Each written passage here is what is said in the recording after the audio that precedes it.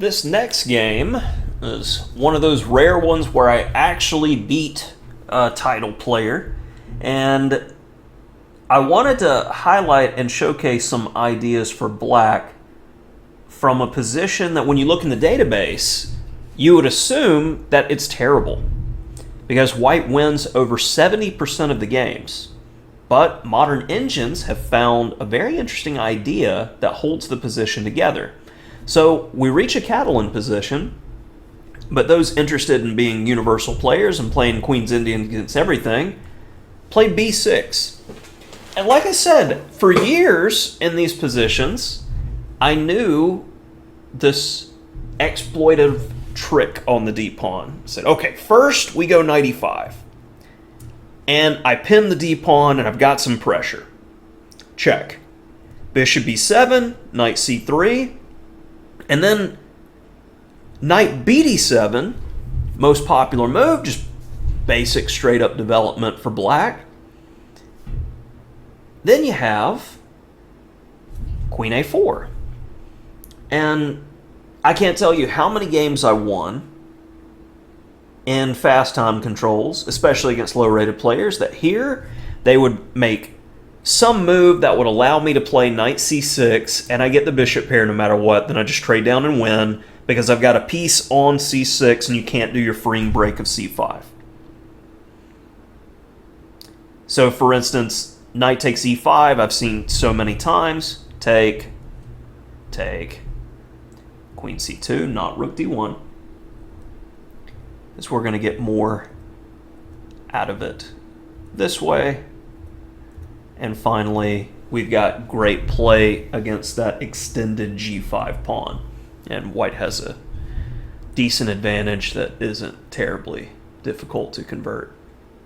So why is this position scoring 70%? But there is, when you turn on the engine, Stockfish 17 gives zeros. So if you're interested in a surprise line and you found that someone plays this, you can actually say, hey, you wanted to go to c6, you got it. First time I saw this, I kind of had the, huh? Because it opens up the c file. And though white's getting that a7 pawn, you get a center pawn. It's healthy. And this doesn't go very well for white.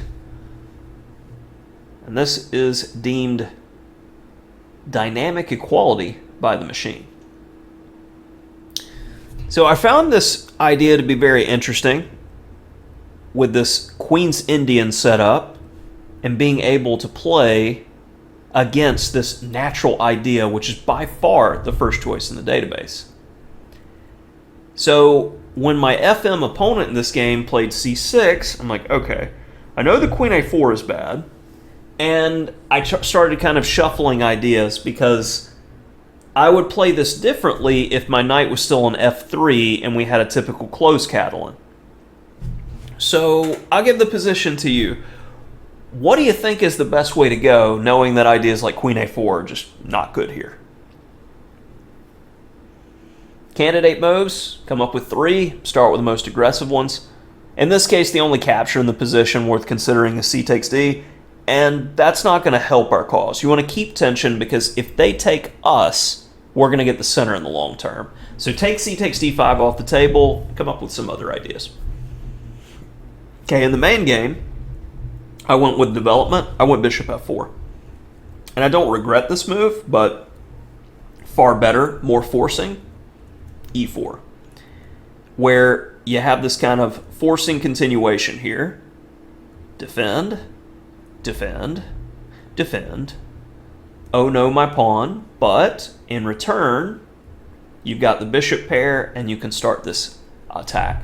So I really like this position for white. I think it kind of plays itself with the bishop pair and the very straightforward, I'm coming after you on the king side. So e4, best way to go in the position in my opinion. But I went bishop f4, Mr. Natural, as always. Knight bd7. How can we get the most out of our position? I'm going to keep the tension. Rook c1, getting ready for the action. C-file, where it's going to happen. Takes. Okay, let's get the best defender of the king side away from the king side. Takes. Now, start thinking aggressively. Get the most out of your position. Black's in a bit of a bind here, so we need to jump on them before they can consolidate. You need one more move with black. I think knight c5, and black's probably doing pretty well. Why? We got double pawns. Let's get rid of one, add more pressure to the center, do everything that we need to be doing.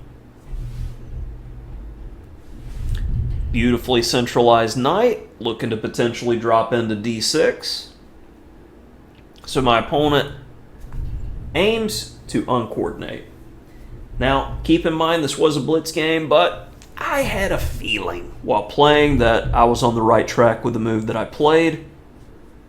Take your time and see if you can't calculate the complications here. Come up with a few candidate moves. What's the best way to handle this attack on our bishop? If you started with the most aggressive candidate move, you started with queen g4, not retreating at all. In fact, adding an attacker. But the question is, can you make it work? Now in the game, in a blitz game, you don't have time to process, can it work? So I went with it.